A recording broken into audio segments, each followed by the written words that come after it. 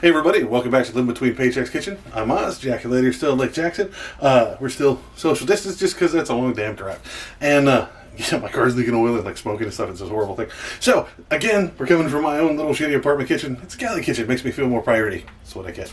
So this one, the recipe actually comes from Miss Punny Penny, if I'm pronouncing that right. I'm trying not to stumble over my words. Over on TikTok. Found it over there. She was talking about Mince and Tatties, and I have no idea what that was, so I had to watch a follow-up. Apparently it's ground beef and potatoes. So, I don't know how I'm going to do this. Like, there wasn't much of a recipe other than, hey, here we fry them together. So, my potatoes usually come out really hard when I do that, so I'm really worried about it. So this is going to be great. We're going to try it. Be sure to like, share, subscribe, do all the YouTube-y stuff, ring the little bell to get notifications when we do this every Tuesday and Friday. Yeah, and then be sure to check a link with our merch down the doobly-doo. We got aprons, fake hands, spatulas, spoons, flippers, and a pot holder. Like, it's all pretty cool. We're a small business. We very much appreciate that. And let's get into it. Shameless plug over, man. Like, we got foreign food, apparently. This will be fun. That's foreign to Texas, because I'm dense. Alright, so according to the thing, all you need is a potato or two. These are huge, so I'm probably just going to use one. And the other thing you need is a pound of hamburger, man. That's the mince part. So that's it. That's all you have to have. Now, I think that's going to be bland to just put your meat with your potatoes and stuff. So, or your potatoes with your meat, whatever. So, you're going to use some basic stuff. At the bare minimum, like salt and pepper, because you just don't want it to be bland, right? So, you could also use a seasoned salt, because, put a little more spice to it. But because it's Texas, the slap your mama the seasoned salt is great. The hot stuff is really hot, at least for me, and I enjoy spicy stuff. But that's pretty good. You can put just about anything else you want into it. First things first, wash your spuds. Always important to have clean spuds. So, wash those, get that nice and done up. Now, I'm just going to use one because these are just monstrous. I'm going to cut it down to as small as possible. Now, I'm really worried that my potato's not going to cook as much as my hamburger will. So, I'm going to get my big sharp knife. Shout out to Andy for getting me the knife here. And cut these down as small as possible. So, I'm just going to cut them long ways, best I can, and then stack them up like the world's shittiest Legos. I mean, they're not too shitty. I mean, I guess you can eat them, but they don't stick together real well. Mind your fingers. Be very careful. And just run your blade down the other way and just kind of make it as small as possible. 1/4 to 8-inch pieces. Again, I'm not using metrics to do that. I'm sorry to my overseas followers and everybody who's fans of that. So once you do that with that one whole potato, get you a skillet, put it about medium, low. You don't want it on the high side. You want it kind of down low. I'm worried about this, so I'm going to use a little bit of oil, which in hindsight, I didn't need to. I could have thrown in the hamburger with the potatoes, but I've had such bad luck with not having potatoes cooked properly or thoroughly enough where, you don't want to serve people crunchy potatoes unless it's like a french fry or something, right? So I put half of these in here, give them a nice toss with a spoon, try to get a little bit of a coating on it, and then just got mad and lost all my patience. So if I could just take all the potatoes. It was just one potato, so I guess it's mince and tatty instead of tatties, but whatever. So you get it in there, get them nice and heated up. Give them a decent coating with the oil, but it doesn't have to be perfect because you're going to put hamburger right on top of it. Now, after 2-3 minutes, started sticking a little bit to the bottom, so I'm going to break out a spatula or my spatutongs, be able to scrape them up off of there, whatever. If you've ever cooked potatoes low, it happens. They stick on there. This would be a great, camp food. Like making this at, camp when we go out to the Renaissance Festival or just straight camping, being nerds, doing our LARP stuff. This would be an excellent thing to cook over a fire.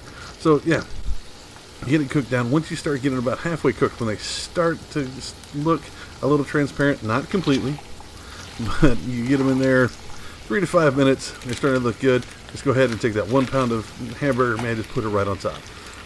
Doesn't look that appetizing. I can see why people could be vegan. But break it up. You don't want giant pieces of meat in there, and you want to put that meat down on the metal.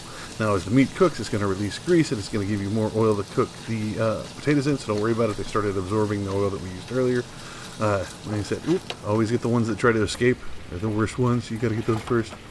Except for this one. This one wanted so hard not to be in this food. It just refused to be picked up, refused to go in the thing, so I just got rid of it.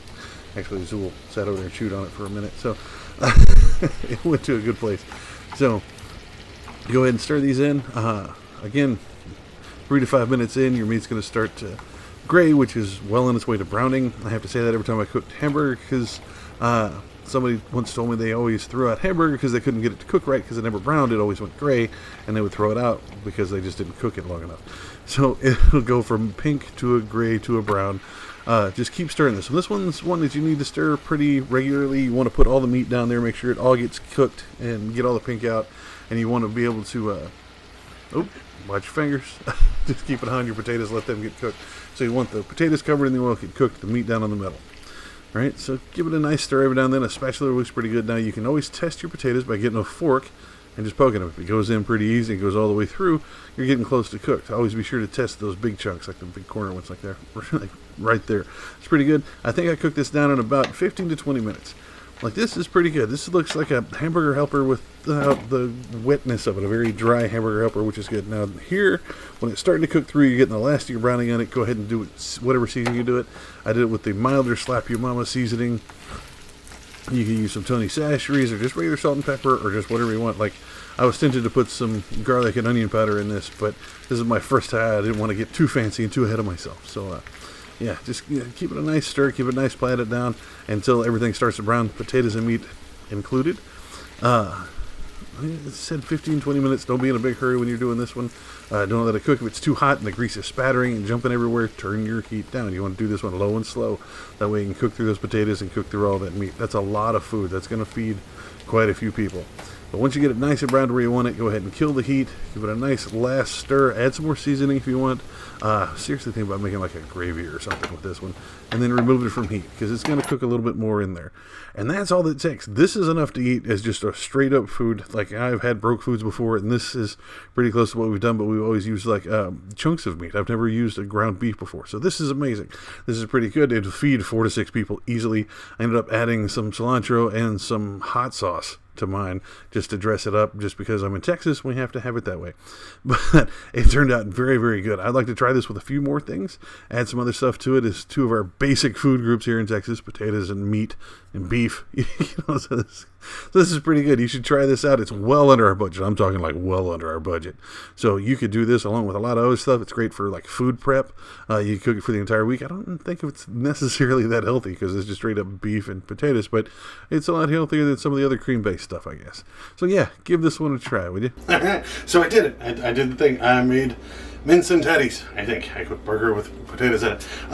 Yeah, it's different. If you do it differently, you want to see us do it differently, you want to revisit this, I'll come back and we can throw some other stuff in there. I think onion and stuff would be great, like almost a mushroom maybe, and a little brown gravy to it. Boom.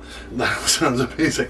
Let us know. Put it down in the comments, man. That's what the comments are for. You can also find us on social media. Tell us over there. We're on Facebook, Pinterest, Patreon. You can find us at all those at Live Between Paychecks Kitchen. You can also find us on Instagram at Live Between. We had to kind of shorten it down. And as always, we're always over here on YouTube, Tuesdays and Fridays at Living Between Paychecks Kitchen. This is where we do our stuff. This is the hill I'm going to die on. I don't think that means what I think it means. Either way, I'll see y'all next time. I'm going to go eat some more of this burger stuff. This is amazing. And again, thank you to Miss Honey Penny over on TikTok for the idea and the recipe. And I'll see y'all next time, man. Y'all be safe. Shut up, phone.